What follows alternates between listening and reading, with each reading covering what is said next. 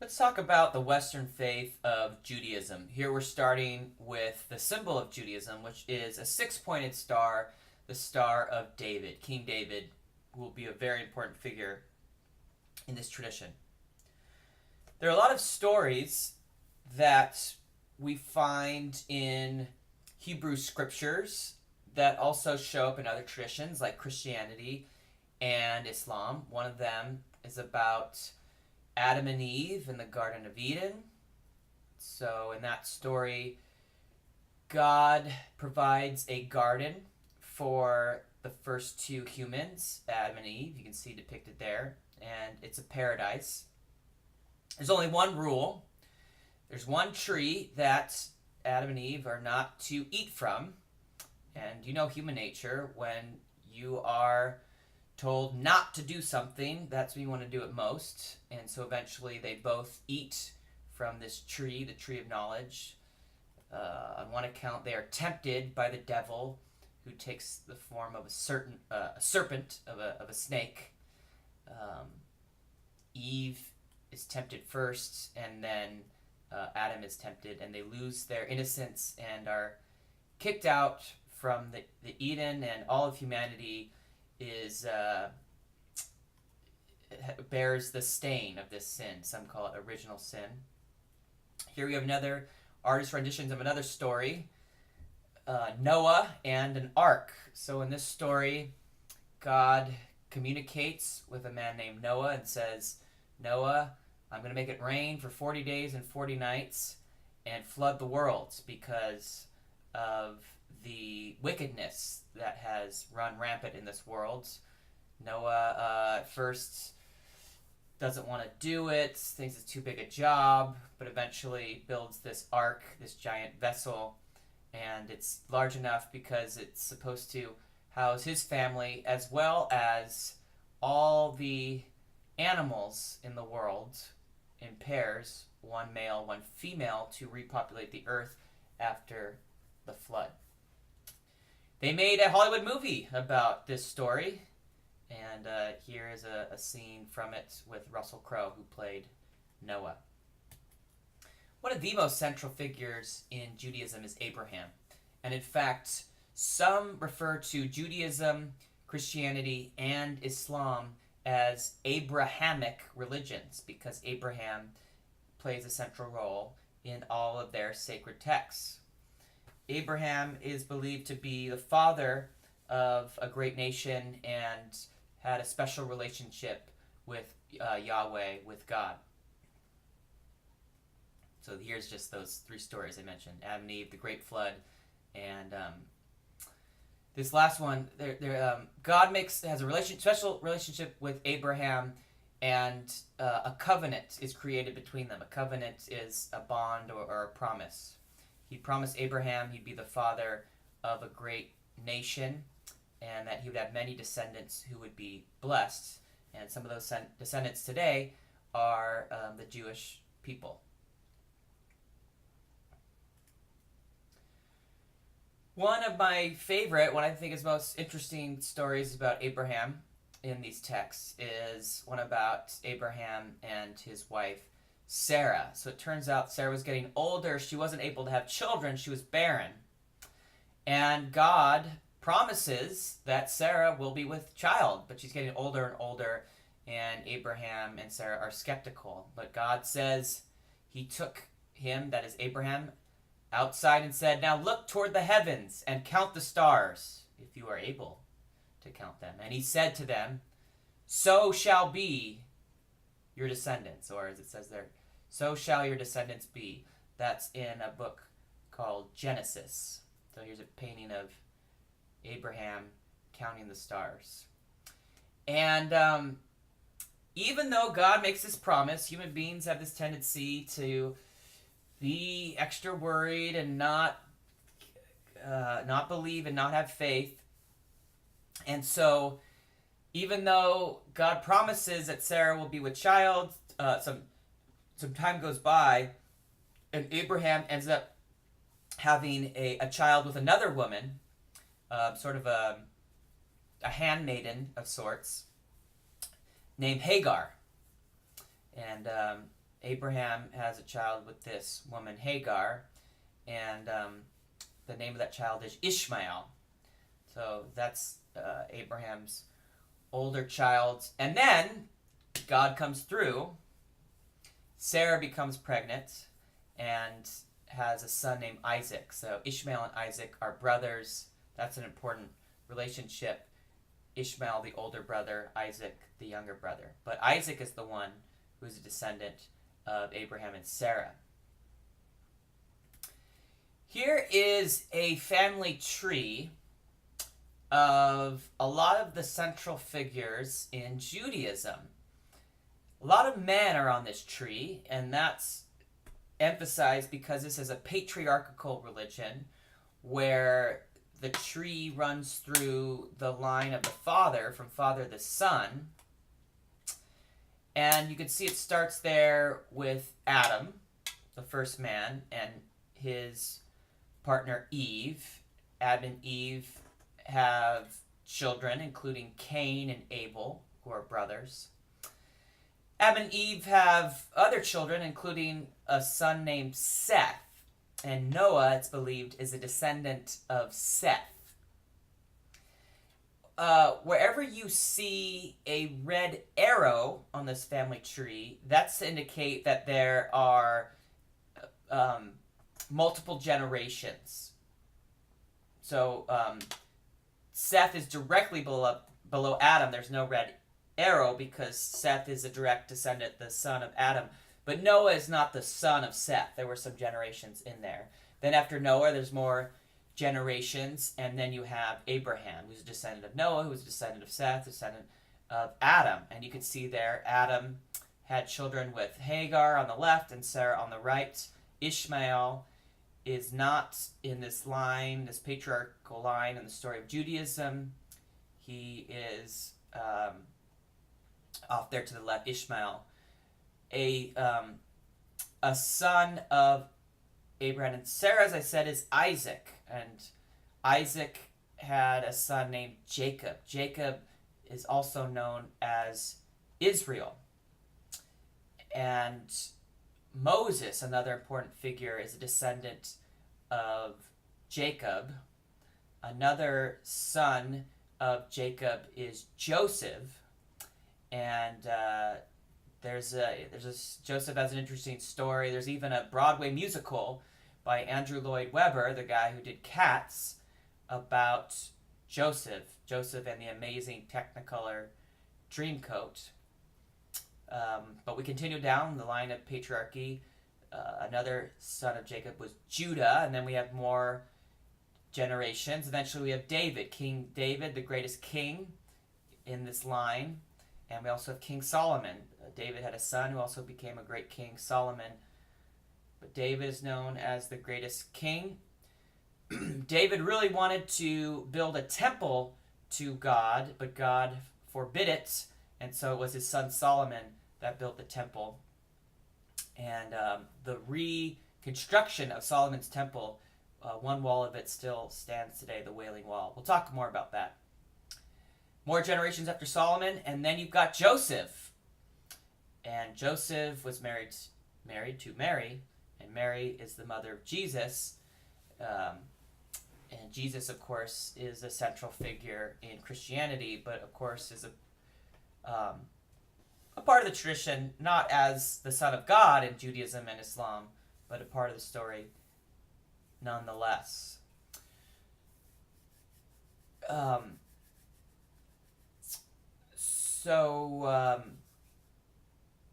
Christians believe that Jesus is a descendant of Isaac. Muslims believe that the Prophet Muhammad is a descendant of Abraham, but through Ishmael. So it's interesting that that division, a lot of wars and conflict between Jews, Christians, and Muslims, a lot argue that it has to do with these two brothers who were half-brothers, had the same father but had different mothers. Another story that we see in multiple traditions, including Judaism, is the binding of Isaac. Very fascinating story. Hard to decipher what the message is. In this story, God asks Abraham to sacrifice his son, Isaac.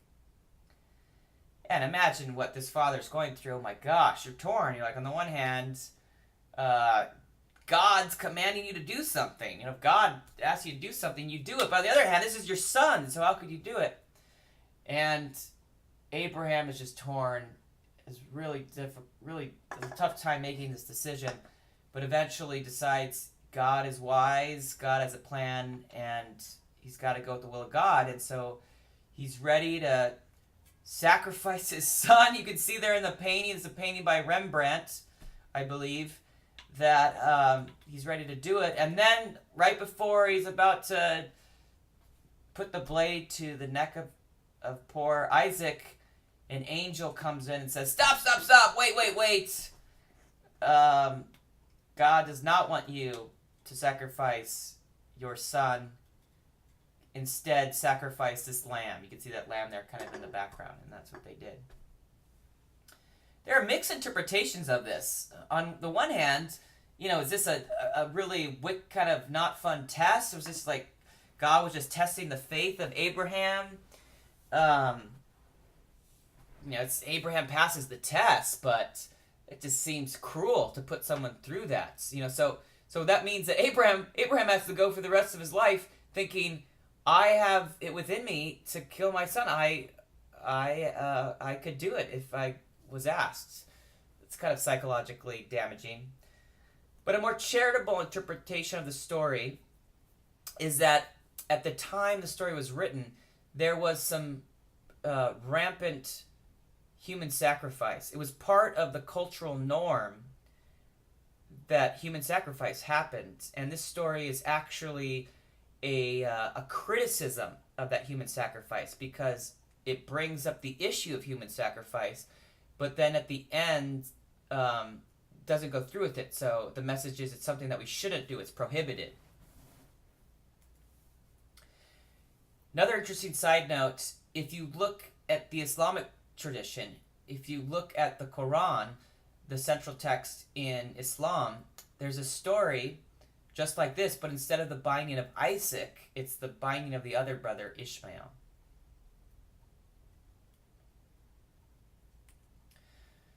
Another epic story in this tradition is the story of the Exodus, the great Exodus. So remember, God promised Abraham that a great nation would arise from his seed, his descendants would be blessed. And another part of this covenant is the promise of a homeland for this nation, which many believe ends up being Canaan. So the Exodus is a story of this group of people who are descendants of Abraham, and eventually they are enslaved in Egypt in the time of Moses, so many generations after Abraham. And eventually they leave. So an exodus is an exiting in a sense, and they travel and wander to the promised land, to Canaan. But this didn't happen overnight. It took many, many decades. Story of the Exodus involves a man named Moses. Moses is not raised by his biological mother. Because his mother was a slave, or she was worried that Moses would be killed, or that she couldn't provide for him, Moses' mother sends Moses in a basket down a river and thinks, this is what's best.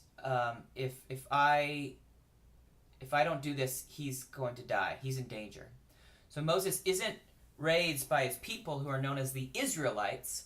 Moses is raised by royalty. He's raised by the daughter of the Pharaoh. Remember, in Egypt at this time, the pharaohs had the power. And he's raised as one of their own. And eventually this becomes awkward, because you can imagine a kid when he's young. You think, oh, I'm an Egyptian, I'm royalty. But eventually he realizes, he looks in the mirror, he looks in the reflection of water, and sees that he looks a little bit different than his siblings. And he looks a lot kind of like the slaves that are building these temples and pyramids and working as slaves for the Pharaoh, for him.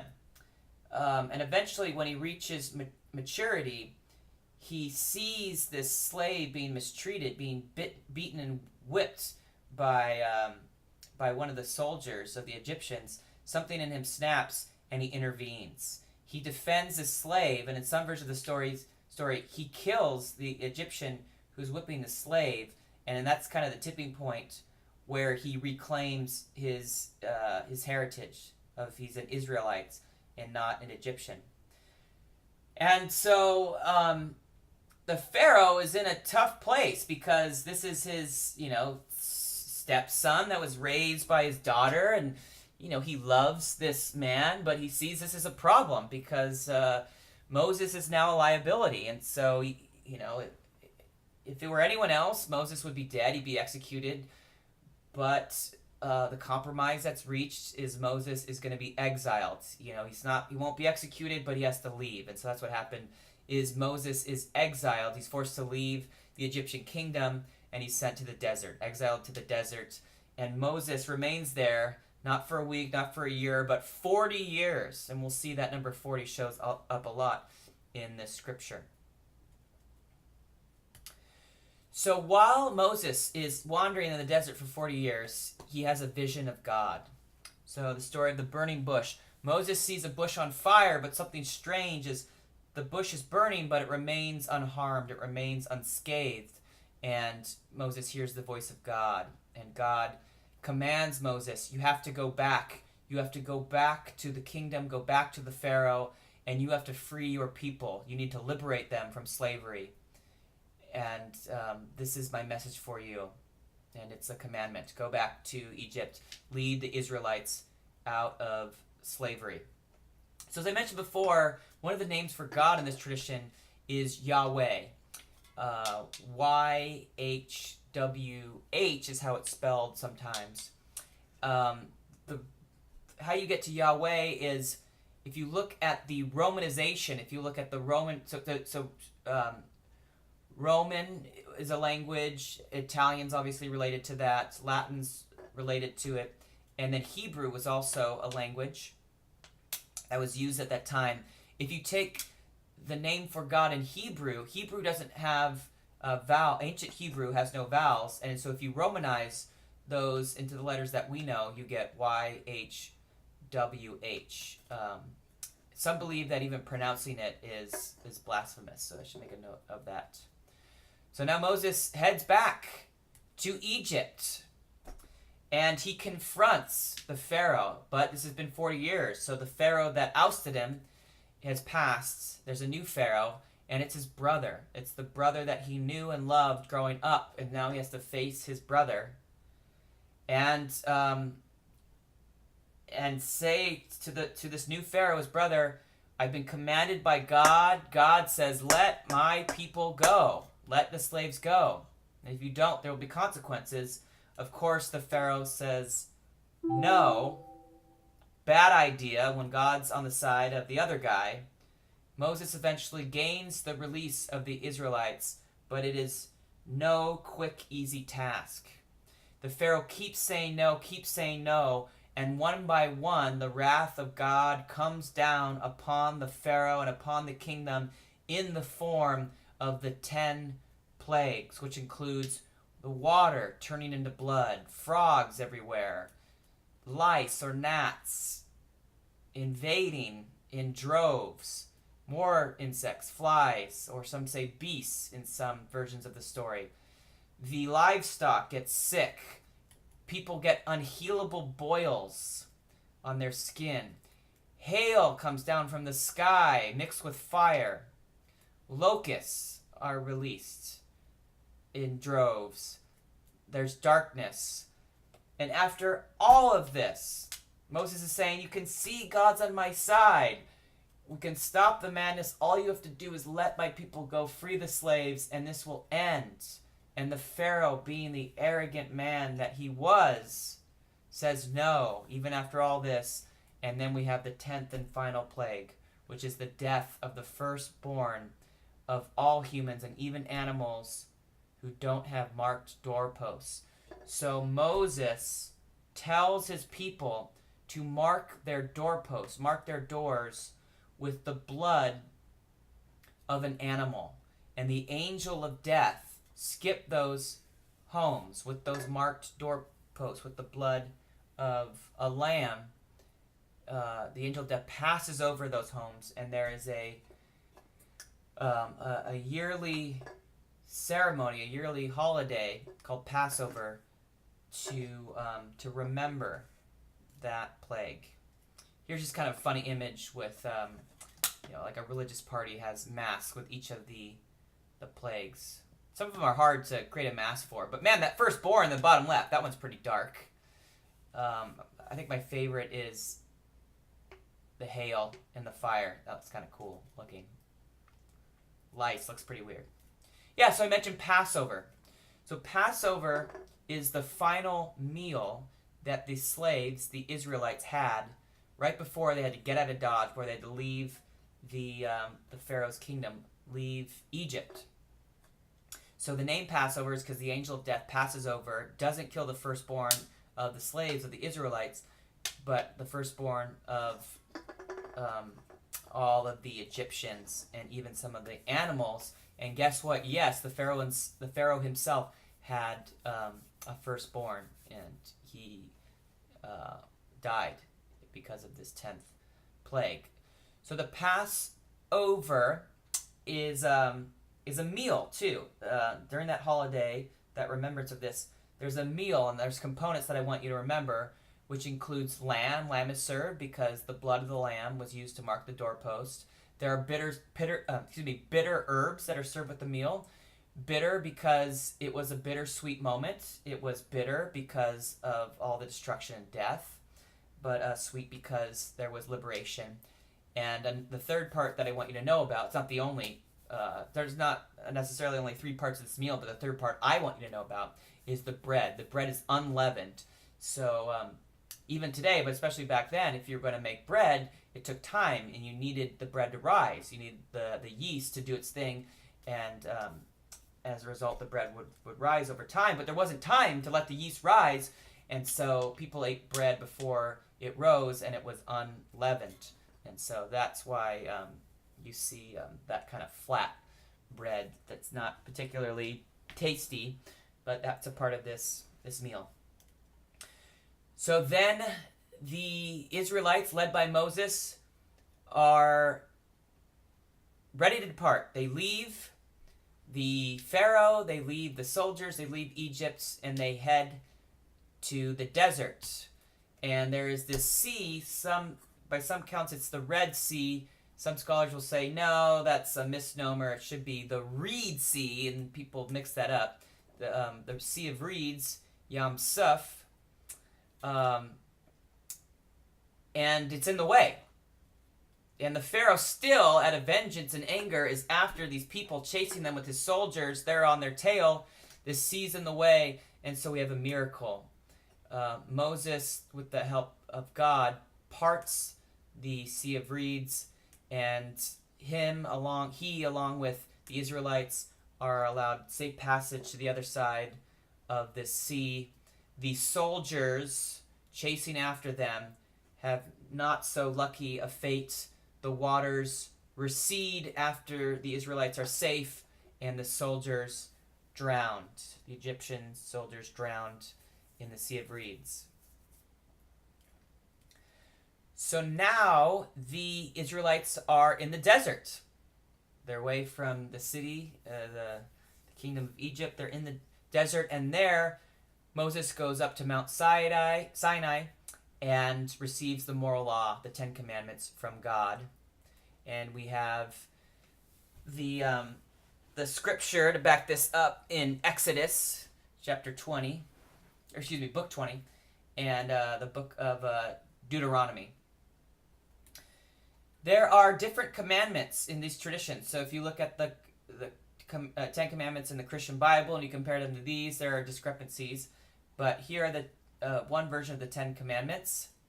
This first one essentially is what I mentioned before. You shall have no other gods before me. Notice that in Zoroastrianism, there's the explicit monotheism. Here, it's not explicit. Are there other gods? There can be other gods, but just don't put any of the other ones as the high God. I'm the Lord. You should have no other gods before me. No false idols or graven images. Don't take the Lord's name in vain, right? So when people say Jesus or, gosh darn it, but they don't say gosh darn it, that's taking the Lord's name in vain. Keep the Sabbath holy. So for Jews, that is Saturday. Technically, it's sundown on Friday to when it gets dark on Saturday, but loosely it's Saturday. That's the Sabbath, the day of rest. For Christians, the day of rest is Sunday, and for Muslims, the day of gathering is Friday. Honor your mother and father. We saw a similarity in some of the traditions that originated in China, right? Remember the Confucian virtue of Xiao, Xiao, which is respect for one elders. We know that Lao Tzu was named Old Boy because life really begins at 60 in Taoism. Don't kill, don't commit adultery, don't steal, don't lie, or in fancier language, don't bear false witness against your neighbor. Don't get jealous about what your neighbor has. Don't covet your neighbor's property. That's the 10th one. Some believe that there was a kind of a traveling container that was called the Ark of the Covenant that contained stone tablets with the moral law on them and other sacred relics of the Exodus. This gets lost in the conflict with the Babylonians. Before that, it was in Solomon's temple. That's jumping ahead a lot, which was destroyed in the 10th century. It was put there in the 10th century, but it was destroyed in 586 BCE by the Babylonians. Who knows what the Ark of the Covenant might have looked like? Probably not this, but just to give you a sense of some artist renditions. You could see it's got poles extending from it to, they were on the run, so they needed kind of something they could walk with that could hold these important relics and the tablets from their journey. So these Israelites wander in the desert, not for a week, not for a year, but another 40 years. So poor Moses was exiled for 40 years, saw the burning bush, went back to get the slaves, and then had to go back to the desert again for another 40 years. So he's getting quite old at this point. They finally get to the promised land, right? Remember, God promises a promised land as part of the covenant to Abraham, and these are the Israelites are the descendants of Abraham. Different versions of the story. One, they by the way, they get there, and you would think, promised land, awesome, it's going to be a paradise, and everything will be set up and ready to go for us. False. When they arrive, there's already people living there. So you might say, oh man, what kind of promise is that? Yahweh or God, is this really promised land? It's already occupied. Well, in one version of the story, they conquer the people who live there, the Canaanites. That's in the book of Joshua.